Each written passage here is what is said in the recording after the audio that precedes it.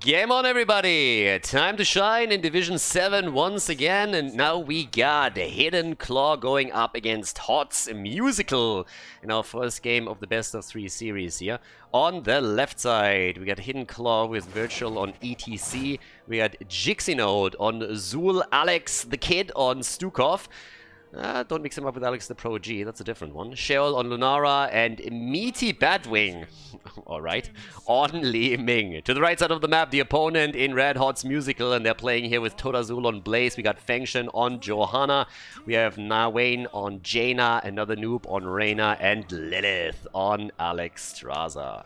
This is again Division 7 of Heroes Lounge, which is, as you probably already know, the lowest league, the lowest division within Heroes Lounge, the amateur league over here, and therefore we're going to see a couple of questionable talent picks. Etherwalk is already in as the level 1 choice. Now we've seen that a few times also in other games, but if you're looking at the higher level of play, that's a very rare occasion that the talent kicks in. Also, interestingly enough, once again on level 1, we got the ace in the hole for Jimmy, which has pretty much disappeared on the top level in outside of very, very niche scenarios. Now I gotta say, if you're really focused just simply on winning the fight around the objective, then going ace in the hole might not really be the worst choice, especially considering the lineup. They run Blaze, they run Johanna, they have a Jaina in the lineup too. So there's a lot of tools that will proc the extra damage on Jimmy, so that's not really a bad choice. Now, if you go Exterminator, of course, you get some extra damage in against those minions on the shrines in the first place, and you also have an easier time defending against an opponent's Punisher, which is also a pretty nice tool to have in your arsenal. But as it stands, we got straight down to the bottom of the map, Jojo dealing with the red team setup here. It was a best of 3 series, for all of you that were kind of wondering, and on level 1, we got the Shade for Zul. So, let's go. Yeah, 3-man rotation already happening here. Jimmy is a little bit late to the party, but they took the camp early on, just at the 1-minute mark, which gives them a little bit of a lead. The question is, of course, still, can they maybe even invade what's happening over there to the left side? And it doesn't really seem like they're trying to. I'm a bit surprised that nobody rotated down here earlier. I really felt like they could have gone into this a bit quicker and just simply tried to take this, but so far that hasn't happened. Yeah, still another chance now. Maybe a bit of an opportunity to make the play here. It's a little bit late, but here comes ETC with a slide. He gets 3. They nearly take Jaina down. Honestly, I think that could have been a Jaina kill. Instead, ETC gets taken down. But the camp also stolen away by the red team. So, when all said's done, pretty good for them. They get the camp, they get the kill, they got the early level 4 talent. It's actually pretty solid. So, nicely done by them. Now the top side, that's where we still have the Zul versus Blaze setup. Zul in particular, of course, is going to be great on the rotation between top and mid lane, whenever that's becoming a focus around the objective. Since the first shrine spawns in the middle, it's not going to be that big of a deal around objective number 1, but it should definitely have a big impact as the game continues. And now we are looking slowly but steadily at the first potential Punisher. Triumpher on level 4 for Li-Ming. At the same time, Jimmy with a fight or flight. Proper builds, actually, in a lot of cases here. I already like that. We got 1 kill against 0, and the camp taken right here. But Nawane really needs to head back. He's a little bit too late. No mana on him, and in 3 seconds the shrine is spawning. That's actually a big problem. They mistimed this a bit. I like that they take the camp in the first place, but now him having to go up to the fountain and tap the fountain just for mana is a little bit of a problem. With proper timing here, he should have been able to move back to the Nexus and then simply move into the shrine with still having the option to go back down to the fountain in the middle and tap after the fight breaks out. So a little bit of a mistiming. I like that they take the camp, but they need to time this a little bit better to allow Jaina to come into this with the fountain cooldown still available and full mana. Still a good position with the top lane push now. The Shaman should be able to do a lot of work there if nobody rotates in. Instead, we have the fight over here with the Bone Prisoner against Jimmy, and another noob goes down, and Lilith is also about to fall. Alex Straza eliminated. No Dragon Queen over here. The counter kill attempt against Lunara, and it's successful. They're trying to move in with Todazul now. Nawane, as I said, is out of mana, has no fountain cooldown anymore, so he can't actually move into the middle, tap the fountain, and then come in. Which illustrates pretty much the problem that we've been talking about. The top lane push hasn't really done too much either. I mean, don't get me wrong. They got some damage against the structures here and nearly took one of the towers down, but that's just not enough. And the blue team, Hidden Claw, is starting to get a bit of a headway here. Now, they are behind in talent still, so they don't have the level 7 talent yet, but they are going to push in with the Punisher and should be able to pick up that talent in absolutely no time, and there it is. So an even talent approach as they're pushing through the middle. The red team has focused a little bit more at the bottom of the map. There's the bait over. I like it. Nicely done. Division 7, that's where you don't see that all that often. But a big push topside now instead. So while the Punisher is attacking the middle, the rest of the team moves towards the top to break through the wall. That's a really nice setup here for them. They get a lot of damage done with this, and apparently have their eyes set on the fountain, which they're about to take down. Now ETC could, for example, try and position himself a little bit more to the side to interrupt the flank when it starts to come in. But they're already retreating here, so that's not a problem for them either at this point. But yeah, nicely done. 2 kills against 2. Good setup here. Red team at the same time now has to also deal with the experience in the middle. Experience globes, of course, give them a little bit of slack here. Blizzard introducing that has definitely guaranteed the teams that even with rotations that are a little bit more sloppy, they will be able to catch all of the experience. Talked about this with Quacknix actually during Meta Madness quite a bit when he was co-casting one of the games. And yeah, for now it's still a slight lead in experience for Hot's Musical, thanks to the rotations on the map that they have. But they lost, of course, structures. They lost quite a bit at the top lane, they lost the fountain too, and that could become a problem for the second objective, since the next shrine will spawn on the top side. So there's definitely an argument to be made that they will start this entire shrine fight towards the top from behind. So that's something that we're going to see there. But as it stands, still the attempt into the middle. Fengshen needs to be a little bit careful. Iron Skin cooldown is still up. Uses it early, moves out. The Bone Prison does not connect with him. Full orb build, by the way, for Li-Ming. Coming back to the same things that I've talked about in the previous Division 7 match. If you play Li-Ming, do yourself a favor, pick up Calamity, learn how to play with the talent properly, and you will see a huge spike in power output on your Li-Ming play. And if you don't want to play with Calamity, then you're usually better off going into a different mage here than Li-Ming, because Calamity is where a lot of her power really just like spikes out. That additional damage ability is allowing you to make much more aggressive plays and really allows her to get those resets set up much more easily during a team fight, and then oftentimes snowball the fight itself. As it stands, the level 10 abilities are in, so we have Hot's Musical just continuing the lead in experience that they already established early on. Bunker, Ring of Frost, get the Blessed Shield out there too. Someone is AFK typing, hello, that's a report if I've ever seen one. Zul goes down, and yeah.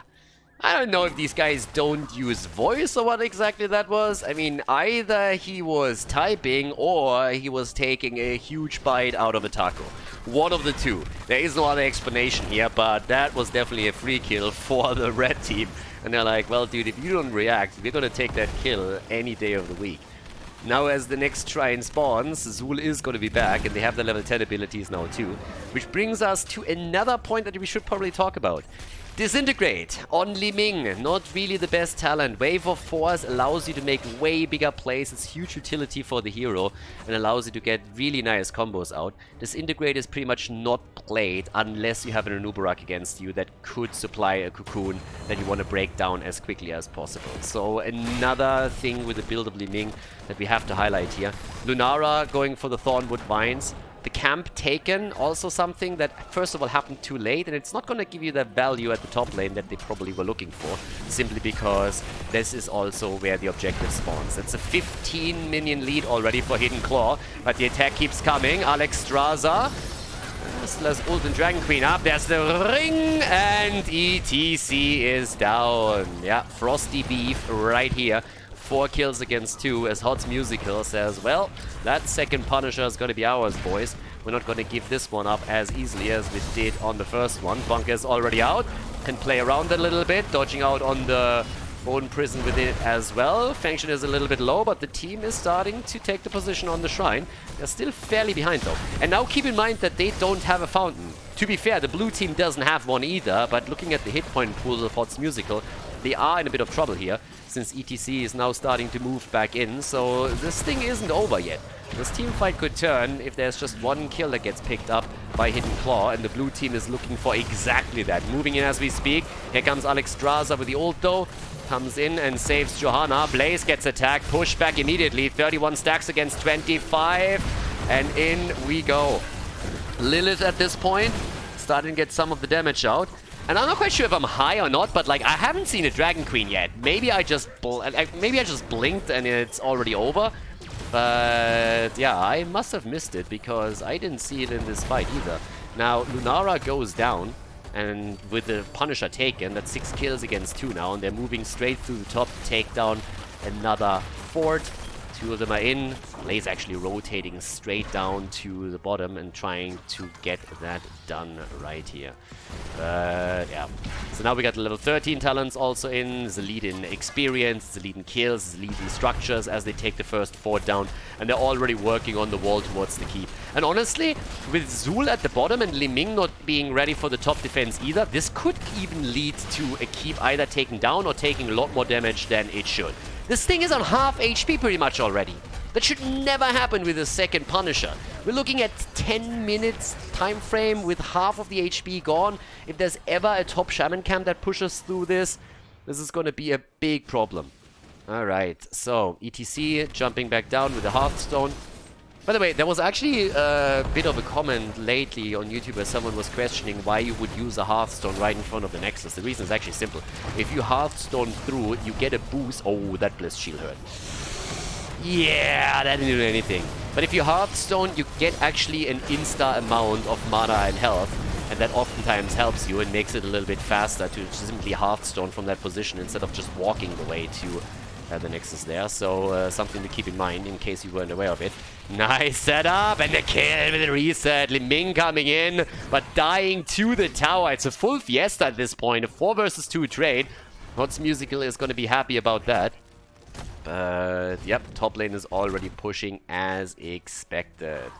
Okay, this one could become dicey. 11 minutes in, the catapult is not doing too much. But you can tell that the team is moving in now as well. And they are going to try and take that camp away from their opponent with Jaina moving in to help them out. This should definitely be possible. Very late pick, by the way, over here on the Giddy Up. So Jimmy apparently forgot to pick a talent. He takes it on level 15. ETC is a little bit suicidal over here, trying to commit Sudoku. And the red team, I was about to say happy to oblige, but for some reason they decided that they don't want to get the kill just yet. So they're simply moving away from it after claiming the Shaman camp. Which in and of itself was obviously already a pretty nice move, removing that as a tool for Hidden Claw. Okay, so the attack keeps coming with level 16 on the board. That's a 6 kill lead, that's a 2 level lead, and that's also a talent advantage that they hold. As long as they pick the talents, of course, and Jimmy has been a little bit lazy on those. We should take the Paintum Rat now again on level 16 for him. 16 is usually a bit of a no-brainer for Jimmy. And the same goes, of course, for Alexstrasza, who has the Draconic Discipline now, which is going to help her a lot too. And Jimmy is a little bit resistant to talent picks, it seems. Another noob is just sitting there and like saying, yeah, nah, I don't need that shit. Talents, overrated. Who needs talents? Totally useless. 16 power spike, what are you talking about? No idea what you're talking about there. No. I don't need a talent. So no Paintum Rat for him. Which of course means that if he dies and still has a penetrating roundup, we're going to make a lot of fun of him. But the rest of the team is now moving straight towards the top again. And this time a little bit earlier than previously, which I like a lot for reasons that I highlighted in the previous setups here. So they go for the Shaman camp again, trying to lock that one in. No problem over here. Blue team is still eager to get the level 16 talent, which is kinda needed at this point. But yeah, Jimmy actually going straight into the give me more. Alright. Bit of a different setup here for him. Yeah, gets locked down here and gets also taken out. I mean, that rotation was a little bit too much. Li-Ming coming in with the disintegrate here towards the end, which wasn't quite needed anymore. But hey, there is no kill like overkill. So let's go for it. But Jimmy down, no Paintum Rat for him on 16 either. Talons are coming through, and that gives, of course, Zul a bit of a power spike with the Bone Spear now as well. More damage for him. And thanks to the 4 versus 5 scenario that they're exploiting, they will have an easy chance to grab that particular Punisher. With the red team just looking at this and saying, like, guys, we can't really do anything. So they try to apparently sneakily move towards the keep, which doesn't didn't work out the way that they most likely intended it, because there's still a wall that they haven't eliminated, so vision has been granted. The interesting part to me is that only one single hero actually moves back to defend this. So, yeah, Zul is the one. We're moving over here into the middle, still trying to make this work. Frozen Punisher is back out too. So you gotta be careful with this. There's no wall to bait it over, but you still got to be a little bit careful with the approach now on the defense, because the blue team is moving in. Damage output, Jimmy on 18,000. We got 24k for Lulnara. And the attack is again in, as the jet propulsion doesn't connect with anything. The immediate bunker to buy a little bit more time, but now Blaze might be in trouble. Still has the unstoppable frames on the new habit, so that's good for him. Without that, he would have been in tons of trouble here. Here comes JoJo with another iron skin, barely moving out of harm's way here. And they lose the fort, but they save everything else. 16 versus 16 set up. Feng Shen in trouble, gets moved back, and that's the kill against Johanna. Yeah, Hidden Claw with a little bit of momentum here all of a sudden. They're pretty much obliterated around Punisher number 2 when they lost top fort in nearly the keep, but right now they're starting to look a little bit better over here. Gaining some momentum for themselves, slowly closing the gap in experience, only one level behind at this point. Yeah, they might actually have a chance to bring this one back. They're currently doing fairly well here. A lot of it, of course, because they could get that isolated kill against Jimmy. That is something that we should probably point out there too. So it wasn't really a 5 versus 5 fight by any means. If Hot's Musical can keep it together, maybe communicate a little bit better, and tell Jimmy a bit earlier to just move back and play it safe there, they might have a really good shot of dominating another 5 versus 5 setup. But at least for the time being, there is some momentum for the blue team that they are definitely using. Moving in to take another camp. Now JoJo is back to business and is now coming on with the rest of them. 19 against 18, 6 kills against 10. Still a situation where the earlier Storm talent might give Hot's Musical an advantage. But to be honest, I think that gap is definitely something you can close. You should have enough time to grab it as the objective is up. Maybe even before that. Especially if they're able to take some of those structures down at the bottom of the map. Now let's not forget that Zul is not with the team, so he's actually going for a little bit of PvE action topside. Down here at the bottom, Fountain has been attacked. It's actually also where the next objective spawns. We're looking at the bot side Punisher as being got to be fought over. If they take the Fountain down, that would have been pretty nice, but they weren't able to destroy it completely, only scratched the shield a little bit. Another setup here in the middle. It's a trap, ladies! They're trying to go for Jaina, it seems. Not quite. A little bit uncoordinated. It was a trap setup, but it didn't really do too much for them. Now they're going for Jimmy again. Blaze. The Fire Bat, not the Marine. So the new habit saved him. Didn't even go for the bunker, didn't really have to. There was no real need. Level 20 is nearly there. Top side is still pushing. That's where the Shaman camp is doing some work that Zul took earlier, as I've shown. But yeah, there's the Storm Talons for one team. Still one level missing for Hidden Claw to get their own level 20. But they're getting closer and closer here. And they also have vision at the top side, so they can easily go for the bottom and take down the fort here.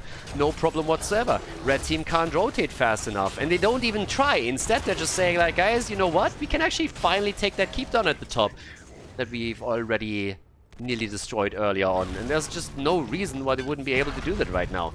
The Hearthstone is already happening, but by the time that the blue team is there for the defense, that thing is gone. So an easy move in with a level 20 talent advantage, moving out again, yeah, and so far looking quite solid here. Nicely done.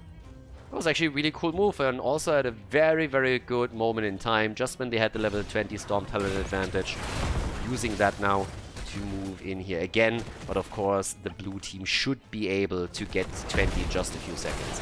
Which is why I am a little bit surprised that the red team doesn't use that small time frame that they have, where they still have a lead, to give themselves an advantage on the shrine. Because right now, this is gonna result in another 5 versus 5 fight. Oh, Jimmy nearly going down over here. There's the 20. Everybody is starting to rotate in. Blaze is the only one on the objective, trying to get a few minion stacks together. JoJo is already getting attacked, and JoJo is getting completely wrecked here. And we come back to the same problem that they had earlier. They lose a hero in a crucial moment, and then have to fight a 4 versus 5 or fall back and sacrifice another objective. Has happened several times right now, and it just has happened again. Ooh, boy. Yeah, that's not really a good moment for them. Not at all. I really think that instead of attacking the fort in the middle, they should have fallen back onto the shrine as a 5-man, gotten themselves the lead here with the help of the Dragon Queen. Would have been an easy objective for them, and then you can use it to move through the bottom of the map, maybe even get a keep together with it, considering that we're already 19 minutes into this. But all of a sudden it seems that the blue team might just be able to get the lead in this game. If they now claim the Punisher, which it definitely will, they can move through the bottom of the map and try and take the keep down. Now Jojo is going to be back for the defense, there's no question about that. But as you can tell right here, they also take all the camps away, so there's going to be some pressure in the middle of the map with a double camp plus catapults that are pushing through. Top side, I like that, but let's be honest, if the catapults don't do the damage, the minions won't. The core is going to defend against all of that, but the catapults could be a bit of a pain. 20 minutes into it, catapults start to hurt. So it's definitely something to watch out for. From the perspective of the blue team, you can't take that top push too lightly, because it might actually ruin your day. So yeah, minions are a thing. But the double camp push in the middle of the map for the blue team is definitely gonna do a lot of damage to that wall. Down here, on the other hand, that's really where most of the action is gonna take place here. Yeah, but having a bit of a look right now into the middle, so that's gonna be some damage. They're still not able to take that keep at the bottom of the map down, though. And over here, they need to rotate back. I think that's what Li-Ming is currently doing. And it's a little bit sad that this wasn't taken out. This should have fallen. Blue team a little bit too hesitant here. Definitely a big opportunity for them to take the keep down. And it should have happened without any problems whatsoever. They sent 2 heroes back to deal with the catapults, which was definitely needed, but you could have taken the keep before that.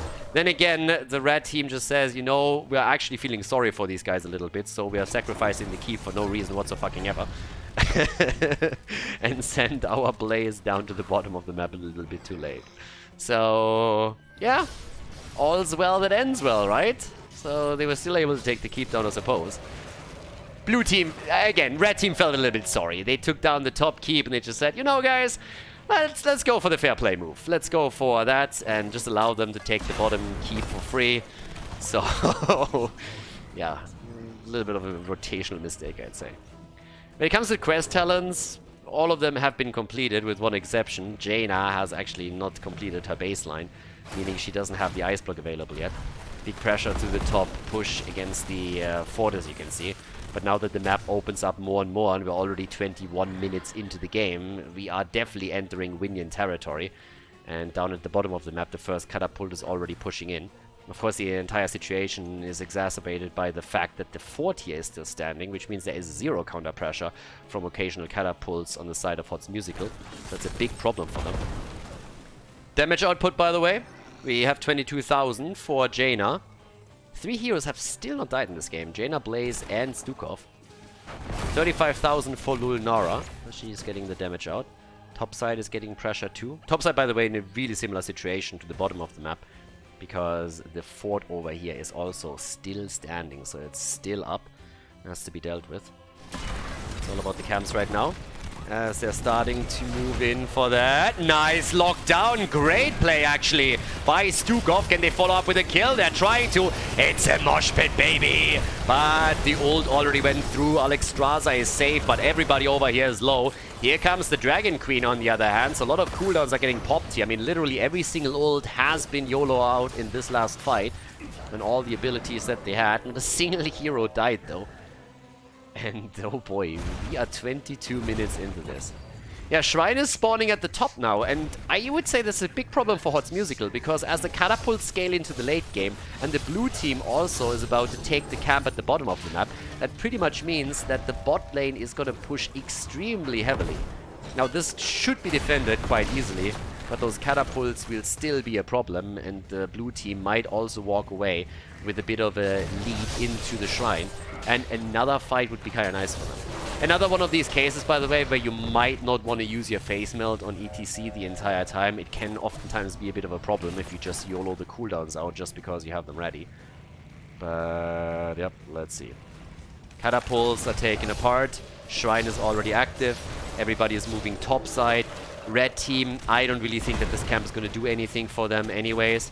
But down to the bottom of the map, this will be a problem. 2 catapults already. And the longer the top fight lasts, the better the chances of Hidden Claw to win this game, simply because their catapults are pushing against the core. I'm pretty sure this is exactly what we're going to see. Maybe not them ending the game, but if this is drawn out, and all of the fights have been so far, it will become a problem. Third catapult is already on the way, and they are doing a lot of damage now, 24 minutes into this. So let's see if one of the teams can actually take lead. This thing has, by the way, still not been activated.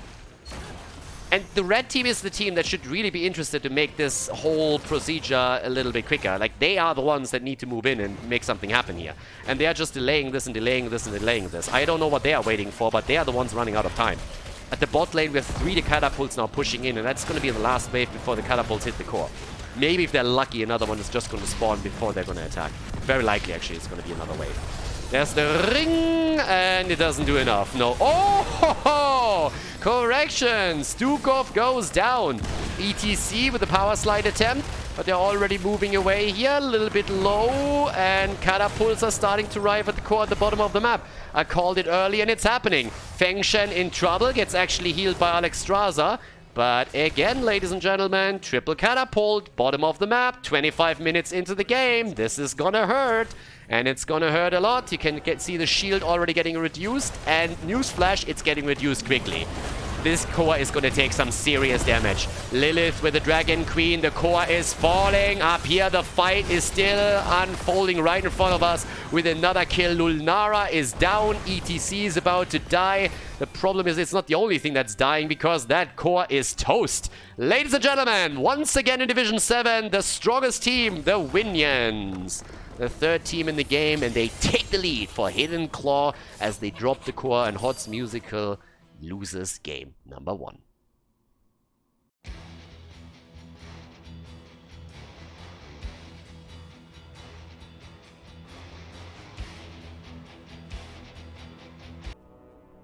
Game number 2, Khaldor is the map, and yeah, I don't know really what to say. I mean, I called the Winions claiming the game, and it actually happened shortly after. So Hidden Claw with a 1-0 lead against Hot's Musical as we are heading into the second game of this best of 3 series. On the left side, Virtual on Johanna, Alex the Kid on Anna. We get the meaty Batwing on Li-Ming again, with Sheol on Vala and Jixie Note on Thrall. And to the right side of the map, I mean, it's getting spicy. Another noob is back to his old shenanigans with Artanis. We have Todazul on Samuro, Lilith on Anduin, Feng Shen on Garrosh, and Nawain on Jaina. Alright, let's go and see what we're gonna get here. First of all, Artanis coming in with an immediate failed swap, but more importantly, the Protector of Ire is in. It's a little bit of a weird talent. I've seen it now a few times, and I initially actually thought that for brawls in particular, this one might just be an absolute killer. But it has been a pretty disappointing talent, to be honest. Even with Artanis players that were able to weave in a lot of auto attacks in team fights, it didn't really seem like it would supply enough to make him like a super strong force to be reckoned with. But of course, things can change, and we're going to find out if maybe in today's game Artanis is going to provide a little bit of value here. But as I said, normally when you win a game with Artanis, you don't win the game because of Artanis. You win the game despite Artanis. There's a reason that with even 56 heroes banned out during Meta Madness, the hero wasn't even picked once. So yeah, there's that. Either way, Thrall with the Echo of Elements up at the top lane is going to go up against him. So we got Orc versus Protoss over here. The Ether Walk on level 1 again. Down here, the meaty Batwing still in play. And yeah, off we go. I like that the map is actually being played here. You don't see that too often in Division 7, and personally I'm pretty happy to see it. I am a little bit disappointed, honestly, that with the setup that they have, Vala didn't go into an arrow build. Now, you can obviously still play the multi-shot build here. There's no real problem with that. But if you're playing on Cursed Hollow, it's kind of been the trend lately that you go into an arrow build so that you can take those bosses down a little bit quicker. And I would have really liked to see that and then focus a bit more onto a macro play. Taking the camps quickly with Monster Hunter, trying to come in and also take the bosses whenever they get an opportunity. It would have been kind of nice. And you can definitely play a whole lot around the macro aspect of that in a game like this. So that would have been possible, especially, of course, with Samuro potentially in the late game being a bit of a nuisance there. And with level 4 talents already coming in, that's where the multi-shot build now should start up for Vala to get that extra wave clear in. Johanna with the Eternal Retaliation. And that's another argument in that same vein, that with Eternal Retaliation you don't really need to have the additional wave clear there necessarily. So arrow build with fights around the tributes, for example, would really help you out with the damage output there too. But either way, 27 stacks now for Artanis. Vala is going into the build as expected. I guess with Li-Ming already taking an AWP build on the last map, it's likely that the same is happening here again. And we went over the advantages of Calamity already to an extent, so don't really have to highlight that again.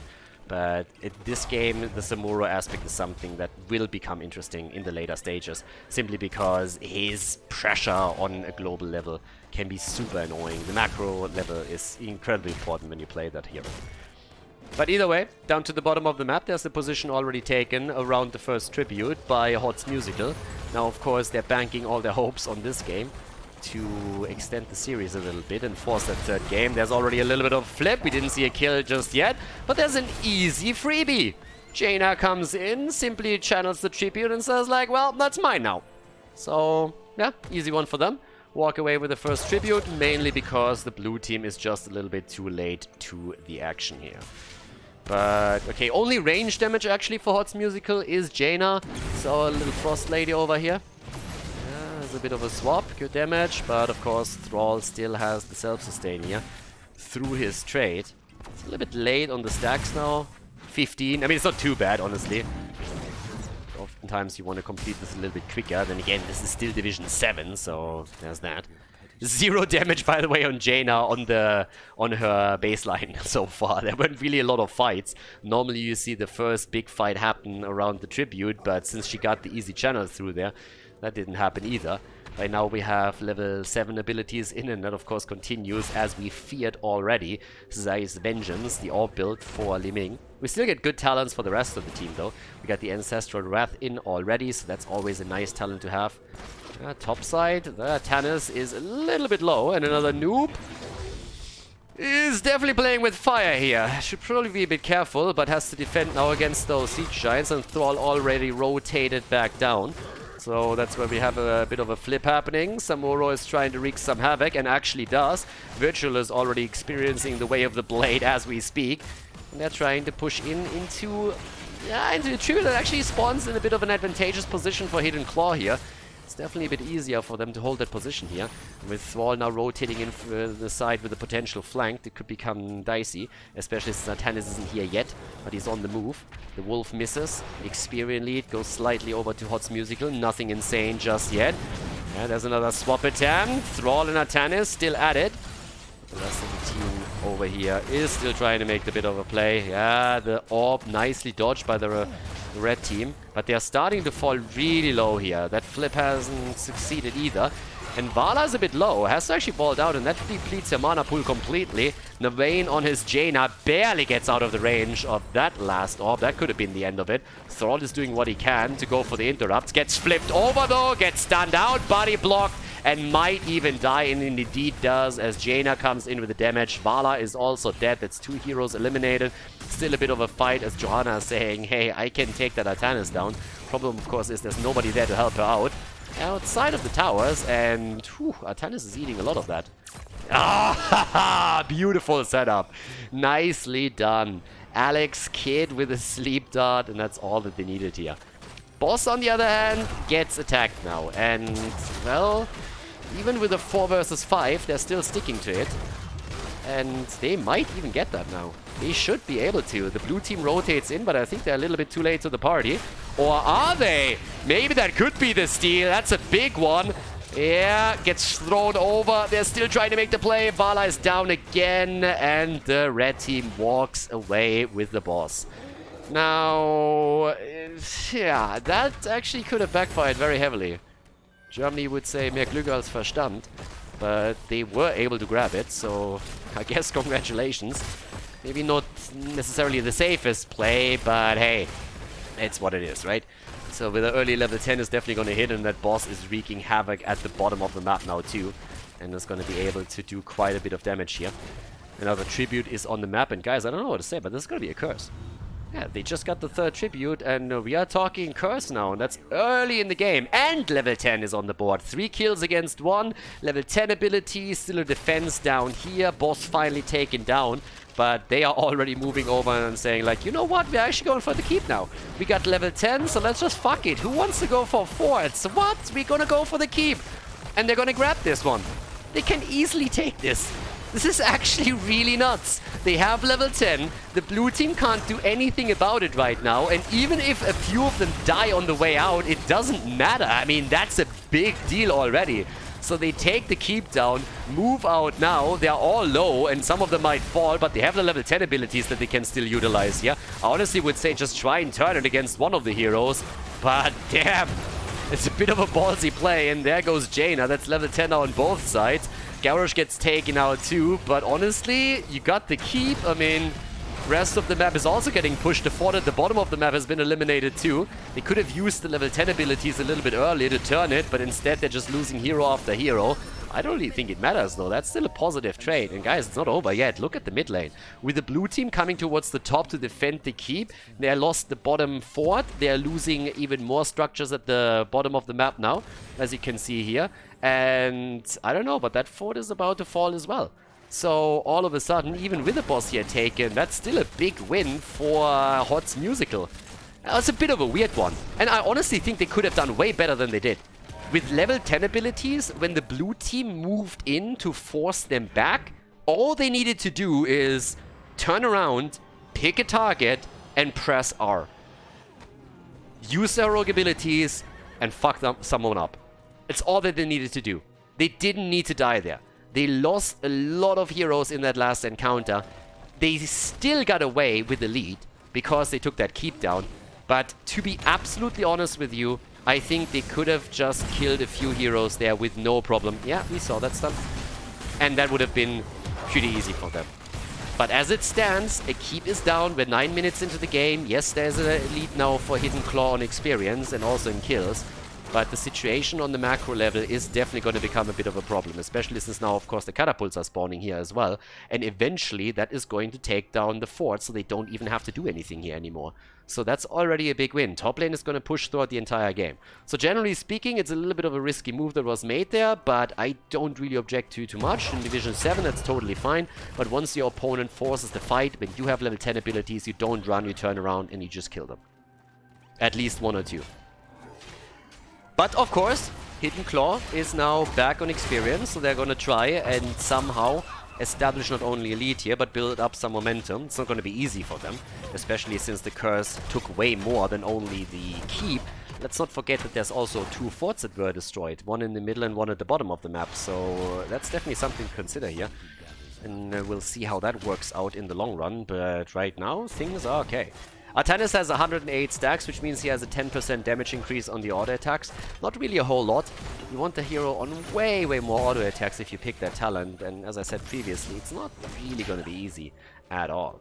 But anyways, there's a 13 talents now for both teams. Tribute is spawning, and that's the 4th one. So we're still starting at 0 tributes for the 2 teams here. Top 4 might actually fall as this continues. Down here on the other hand, Ring of Fail didn't connect with anything. They're still trying to get a little bit more damage against Vala, who's already incredibly low. Yeah, and with a nice move on Garrosh, trying to push him back or pull him back into the team. He still survives all of this, which in and of itself is insane. Artanis tries to get a Vala kill with his ult, which obviously didn't work, but at least he was able to pick it up shortly after with an auto attack. Artanis goes down too, and for some reason, Fengshen with 0 HP, more or less. What? Did he just cancel? Did I just see that correctly? Did he just cancel the channel just as he was done? Did I miss an interrupt? He cancelled that, right? But they still get the kill against Ana. Thrall and Vala are already down, so they're gonna get that tribute one way or another. But, oh boy. 6 kills against 6. Meaty Batwing over here is going for a little bit of wave clear against the camp that's pushing in with 2 catapults, I might add. Top fort has fallen. Yeah, so did Jaina, though. Sorry, Li-Ming. But they could potentially get a bit more damage onto this. Yeah, they're just taking these structures down. Guys, again, it's getting worse at the bottom of the map. We already saw the wall fall earlier or take damage from the initial push, and now this is continuing. Thrall in the middle of the map also falls, and this is just getting nasty here. I mean, they're really getting pressured. They're losing structures on all sides now. Somehow, Zul actually goes out of the fight without dying. Yeah, down at the bottom of the map, the catapults are still taking one of those towers down, and they are just losing ground all over the place. Yeah, 15 to 14, nearly level 16 talents now for the red team. They lost the top fort, as I said. I mean, the siege giants were there and did a lot of damage despite the fact that the catapults were pushing through, but it's too early in the game for them to really have a huge impact here. So that's a big one as well. Now down to the bottom of the map. That's where we currently have the level 16 talents picked up. And off we go. I mean, right now things are looking very, very good for HOTS Musical. They have the lead in talents again. Pretty solid for them. Yeah, here comes the move again as they're starting to make a play, potentially even for boss, but that's not going to happen as the opponent watches all of that. Rain of Vengeance missed, so did the last approach here from Garrosh though.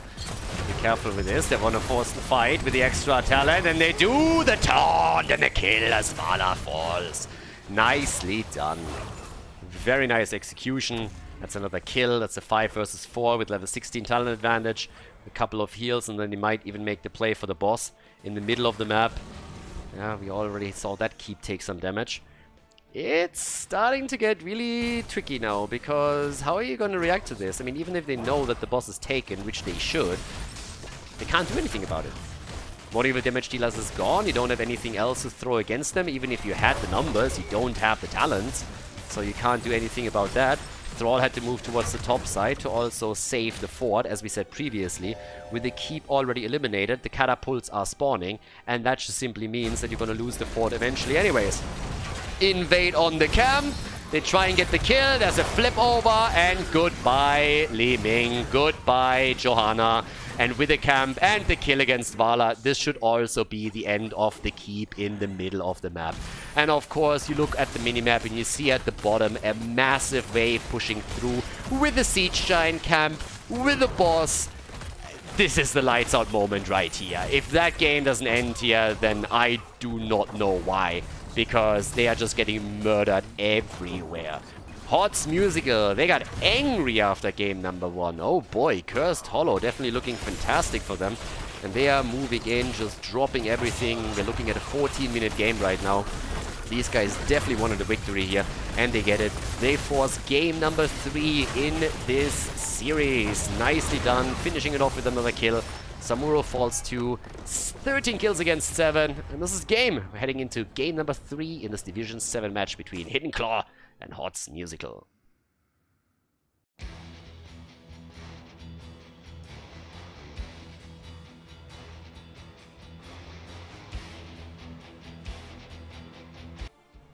Game number 3, everybody! The final map is Sky Temple, as we have Hidden Claw in Division 7 of HeroesLounge.gg go up against HOTS Musical. By the way, again, if you want to play in an amateur league yourself, you can always check out HeroesLounge.gg. When the season starts, you can jump in either as an individual player or as a team. And it doesn't really matter what level you play at. I mean, the guys that we see over here usually are between bronze and gold on average. There are a couple of outliers, especially when we look at the top of Division 7. But for now, we have Hidden Claw on the left side with Jixinode on Thrall. We got Virtual on ETC, Alex Keda on Lucio, Sheol on Reyna, and the meaty Batwing again on Li-Ming. Towards the right side of the map, Fengshen on Muradin for HOTS Musical, another noob on ZulJin, Lilith on Anduin, Nawane on Jaina, and Zul on Leoric, as things are already starting to spice up early on in the game. Should be an interesting one right now. Now, we talked about ZulJin quite a lot actually lately as it happened. So first of all, we have again Ace in the Hole for Jimmy, so also on this map, no Exterminator. And with ZulJin, it will be kind of interesting to see how he's going to pull this one off. I mean, again, you kind of depend on a lot of auto attacks throughout the game to really stack your baseline and also get that range increase, of course, at 15 stacks. We don't see Headhunter on level 1, but really ZulJin heavily depends on his ability to connect those auto attacks, get the damage increase, and then in the late game melt those frontliners away. And if that's really gonna work or not, that's a different question. I kind of want ZulJin to be a bit more of a thing with the new tower changes, because the games on average of course take a little bit longer now, but as we've seen on the higher level play, he is incredibly rarely played, not really all that much. Leo activating the trade value up at the top of the map, gonna go into Leorki mode as it seems, as Jixi Note gets the solo kill here, which to be fair shouldn't have happened, but yeah, it kinda did. So there's that. Good opening for Hidden Claw. Now, Hidden Claw initially, of course, took the lead in this series. Well, let's be fair. The Winions took the lead in the series. Hidden Claw just happened to be on the same team. And Hot's Musical then turned it back on them on Cursed Hollow and equalized the series. But now the rotation is happening between the mid and the bottom of the map as they're looking for this little setup here. Nothing too insane when it comes to build so far. For ETC, we have Prog Rock on level 1, continuing the stacks. Level 4 abilities are coming in. Muradin has gone into his block. Dwarf block on level 1 for him. So a bit of a different setup here, of course, too. And we see him with the Thunderburn on level 4. As things are slowly starting to heat up here. Also, a little bit of a quick note. If you guys are watching this on YouTube right now, give the video a thumbs up, always appreciated, helps to grow the channel of course too. And if you want to catch the live stream, all the information, all the socials and everything is available on Khaldor.tv. Not every single stream is listed over there, but especially when bigger ones like Meta Madness and other tournaments that are scheduled in the advance are being casted, there will be an entry in the schedule over there, so you can always check that out, and all the big announcements are happening in there as well. So Khaldor.tv if you want to keep yourself a little bit up to date, and of course everything else is listed there too when it comes to the socials in particular.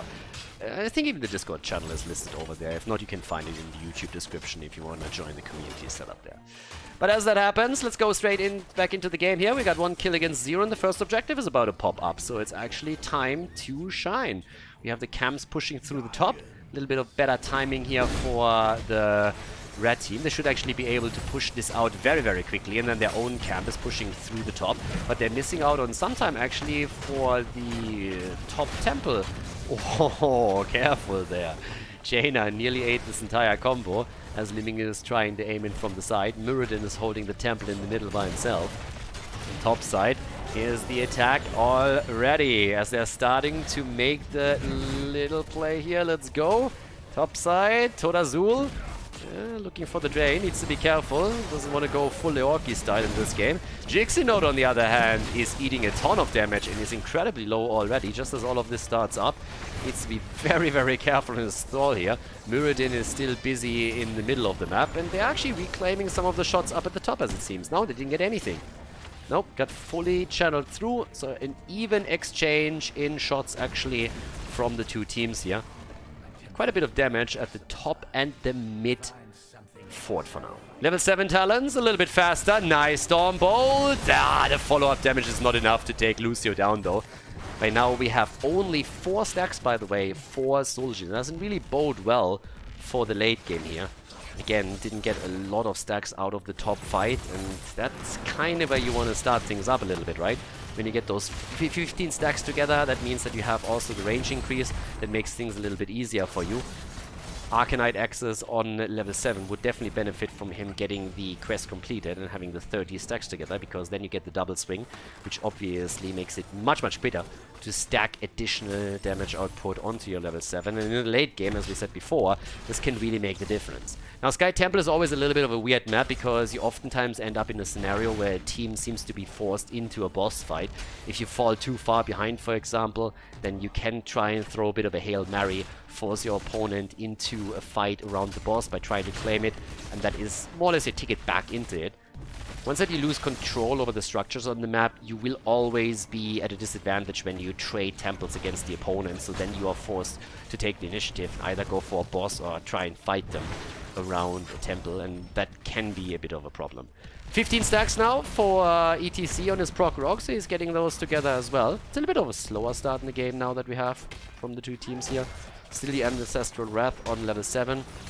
Leo topside in this 1 versus 1 situation against Thrall. Level 10, of course, is going to be quite nice when they can start to force some fights with the Entomb, especially with the Jaina follow-up. Always assuming that he doesn't go into March of the Black King. I mean, it's honestly March of the YOLO Bird, because that doesn't really help the team at all. But let's see how this is going to work out for them. Entomb into either a Ring of Frost, which is simply a Blizzard alone would already be a big deal. Talking about a big deal, taking structures down without the help of the objective is super important on Sky Temple, and this is one of the first things that Horse Musical does here. So it's a really good rotation, taking this one down. But they still need to do something about this at the bottom of the map. Now, the problem that they had, and one of the reasons why they most likely made that move in the middle, is they don't have level 10 abilities yet, and Hidden Claw was just a bit ahead on that one. But now with heroic abilities on both sides, Muradin should make his way down here. Here comes the guillotine for ZulJin, of course. If you pick Artanis, you also pick guillotine. Of course he does. But we got the Entomb, and I like that already. There's the Ring of Frost as they're trying to move in. The entire temple is pretty much taken by a Hidden Claw, but a few kills would go a long way now as Leo moves in. Thrall is still missing. Where's the Entomb when you need it? There it is! And they're jumping in for the kill, and they get it too. Nicely done. Even the sound barrier on Lulcio didn't do anything there. But in comes Thrall from the side with a big hit. Big mosh pit as well. It's a 2-kill against 1 setup now in favor of Hidden Claw. They have 3 kills in total against the 1 for Horse Musical. And yeah, might become a bit problematic right now, because despite the fact that they were able to take the 4 down in the middle of the map, the one at the bottom is also going to get annihilated. Disintegrate comes in. Psst, laser show right there. 8 stacks only for Muradin. And I don't even want to talk about ZulJin. Guys, if you take ZulJin, again, it is a problem if after 7.5 minutes you're only sitting at 6 stacks. That's not really where you should be here. ZulJin, as I said, thrives from getting a lot of brawly moments where he works in auto attacks and gets the damage done, and that is just not happening right now. So it is a bit of an issue for them. And you can see it very likely also reflected in the damage output. He's sitting at 11,000. You compare that to the opponent where Thrall is sitting on 13k and we have 18,000 for Li-Ming. So much, much higher damage output for them. It's kind of interesting that Jimmy actually is this low. I mean, Jimmy's sitting at 5,800. It's finally getting a little bit more out. But ZulJin is now dead as well. Muradin is already on the run. Sheol is getting a few more auto attacks in to also start to slowly bolster his auto attack damage on Jimmy. But still, things are starting to become a bit tricky for Horse Musical, I'd say. If that momentum doesn't get stopped at some point, then Hidden Claw might just roll over them. Because ZulJin, he needs a bit of ramp up and he's not getting anything done here. This is the moment when you kind of realize, well, maybe we should have gone with a different auto attacker here. What happened to that Vala, for example? What happens to a hero like Phoenix even, if need be? ZulJin so far hasn't really added a lot to the equation. But again, if the game is stalled out a little bit, that can change. Temple is already captured here in the middle, so Horse Musical is starting to claim the objective, which is actually kind of interesting considering that they don't have level 13 talents. But they are the ones now doing severe damage up at the top, because Todazul is doing pretty decently against Thrall here in the trade. The fort goes down. They at least get the trade at the bottom of the map. And if we're honest, you look at the minimap and, well, Horse Musical is in the lead on structures. So they might be behind in kills, they might be behind in experience, but on structures they are actually ahead. And that is a pretty big deal on this map. So now that we have level 13 in for both sides, that gives us also, once again, the Illusionist here. And the boss is, of course, still up. Nobody has really made a move for him just yet. We have Healing Static now in play for Muradin. And also the Ensnare. Oh, and 2 missing. But Ensnare could already be nice. Also helps you, of course, to land the Guillotine if you really want to. That's the moment when you want to have the Entomb, but unfortunately for them, that's not the case. Here comes the ult from Lulcio. Temple is, by the way, still up, at least a few of the shots. So if they are taken, that might just be the end of the fountain, and potentially even the fort if they can push through a little bit more. Another noob only taking a few of the shots here, trying to claim a couple more. Keep in mind, he went for Guillotine. He doesn't have the Tazdingo ring with 1 connect. They try to go for Thrall. ETC, it's party time, baby. Virtual gets attacked, but 2 are already down. The 3rd one falls. Muradin wants to go for the counter kill and tries to escape here. Might actually be able to walk away after all. Meaty Batwing is still thinking about trying to hunt him down, but Anduin with the help. Nicely done. It's still 7 kills against 1. And now, of course, with 5 against 2 on the map, the big opportunity to not only take the boss, but after that also take, for example, the fort in the middle. Even the fort at the top is up for grabs. So you can do a lot here if you make that move. 10 minutes in, 11 minutes in, 10 stacks only for ZulJin. Yeah, I'm a little bit like a broken record right now, but this is one of the crucial things that could potentially bring HOTS Musical back into the game if they just stack ZulJin up enough. But so far it's not happening. He's sitting on 20,000 damage, actually connected the guillotine in the last fight here. We have 15k also for Leo, but they are now fully focused on defending the bottom of the map where the boss is moving in. That leads, of course, as predicted, to the kill of the, or the destruction of the fort in the middle. And the top side can be attacked next. We are nearly on level 16 now for Hidden Claw. Looking great here. Looking really, really good. 24,000 damage for Li-Ming. 23 for Thrall. Jimmy slowly catching up. Not making any massive moves or anything, but hey, it's there. Banshee is soaking the damage.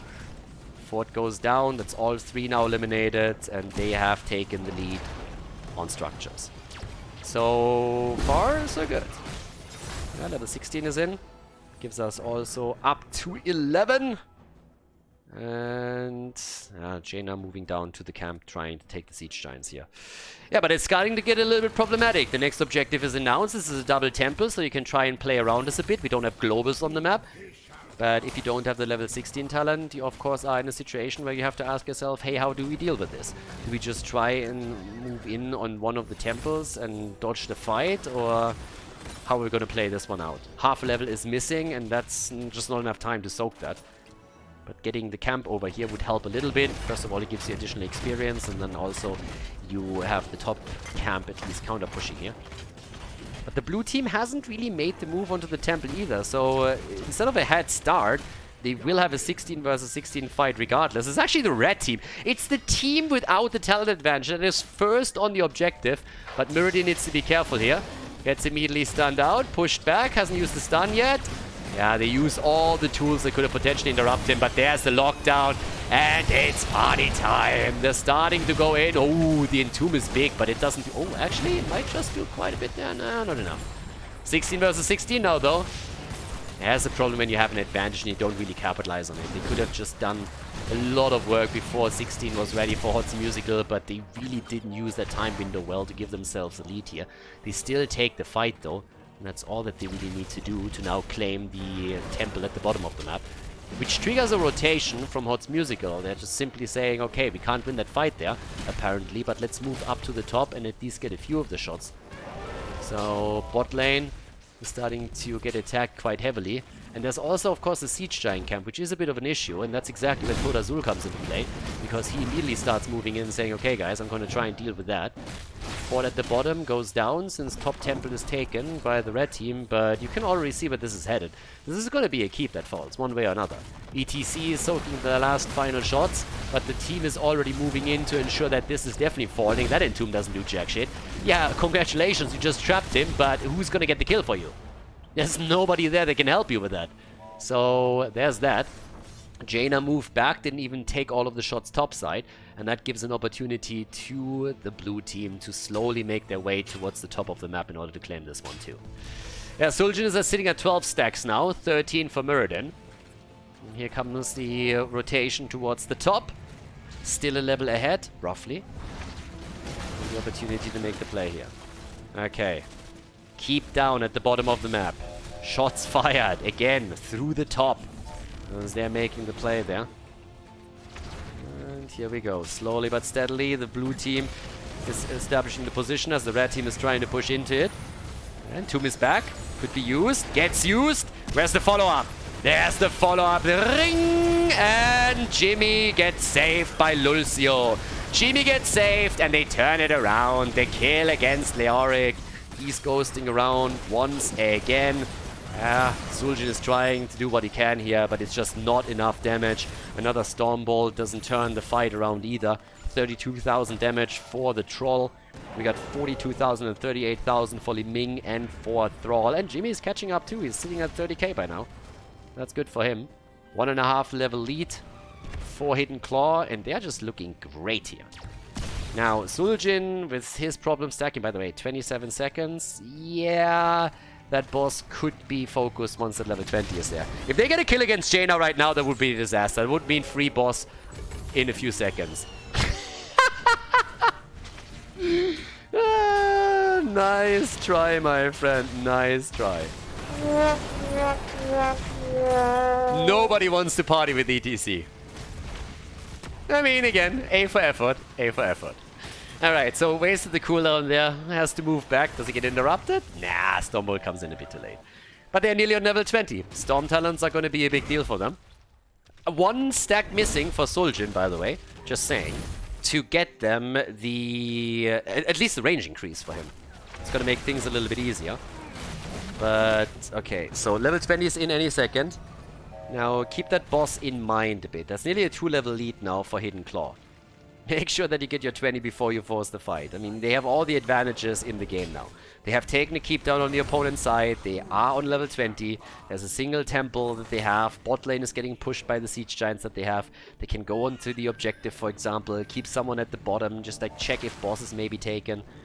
What is the red team doing? What is their choice? I mean, honestly, for them, they have to really figure out how do we play this right now. Do they try and go for the boss? Do they try and establish a fight? Do they just rotate around the opponent? Like, what's the play now?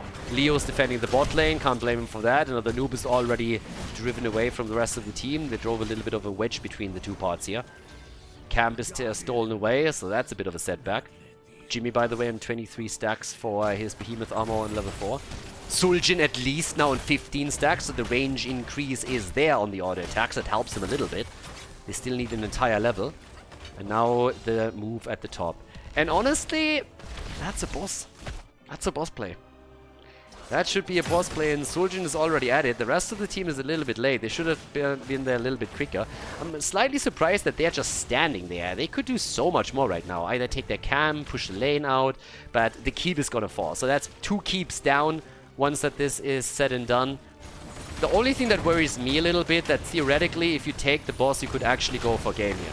So they make the rotation. There's the 20. Take the boss, baby. Take the boss. Here's the... It gets stolen away.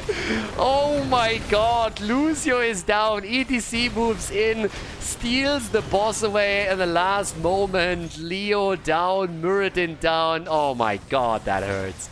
Ah, that should have never happened there. They honestly could have gotten the boss and maybe even gotten a kill. But instead, they're now going to lose. Jaina, she has the ice block, but that doesn't help her at all. 3 down. Guys, Hidden Claw is going to go through that core like hot butter through cheese. Absolutely no way of saving this one. Level 20 might finally be ready for Hawk's Musical, but let's face it, this is it. I mean, it's not over until the fat lady sings, but I can hear her loud and clear at this point. This is definitely going to be a game. Hidden Claw taking the first game with the help of the Winions, and now moving in game number 3 to seal the deal. Actually, can they defend this? They might be able to defend this. They are trying to seal the deal here. I'm not quite sure this is really over. That's 22%, 20%, 10%. Kill the catapults, 6%.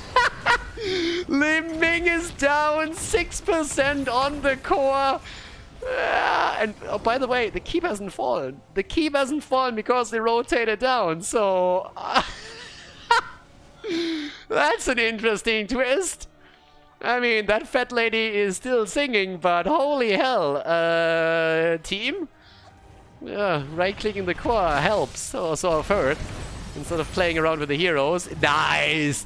What is Lucy doing there? Seriously, what was that? What is Lucy doing in that position? What do you think you're doing here? Do you actually believe that you are walking in as Lucio and all of a sudden you're getting value there? Dude, that's not gonna happen at all. So now that's the staggered death that was definitely avoidable. If they're winning this right now, that would be absolutely fantastic. Can you imagine that for a second? Down at the bottom of the map, catapults are pushing in. Leo is actually making sure that they are not winning the game for them. They lost 1 game to Vinions already. They don't want to lose another one. Ring does not connect with anything. Yeah, play this slow, boys. I'm not quite sure why you're going out like this. You need to wait for the rest of your team. Leo isn't there. Jaina down. Party time. Where's the damage when you need it? Anduin, always the party pooper, comes in and moves the target out. But the keep at least has fallen. They're fighting back. 13 kills against 7. Where's ZulJin at? ZulJin is at 25 stacks. So he's slowly getting a little bit more done here. Blue team is a little bit rattled at this point. I can't really blame them too much, to be honest. But yeah, right now I would probably be rattled too. It would also piss me off quite a bit that they didn't take this one. I mean, again, this was one more shot, but they moved away from the top to take the boss, and they successfully did so. But then they can't kill the core. Here's the attempt to get the kill against Muradin. Muradin! And the dwarf is down. That has to be game, right? I mean, that's 2 heroes down. You can simply go core at this point. That has to be. It seems like a bit of a delayed victory, but a victory nonetheless. Leo's about to fall too. And Leo is toast. Yeah, 3 heroes down. So it's a little bit of a delayed win, I suppose, but it's a win nonetheless. A little bit of an adrenaline moment over here for Hidden Claw, but now they have the chance to go and finish what they started. They're 21 minutes into this. Jaina's gonna go down any second now too, and she gets eliminated. Yeah, the shields are falling, and this is game. A little bit of a shocker moment there, but the game ends in favor of the blue team regardless. GG and well played as Hidden Claw takes the victory in the best of 3 series here in Division 7.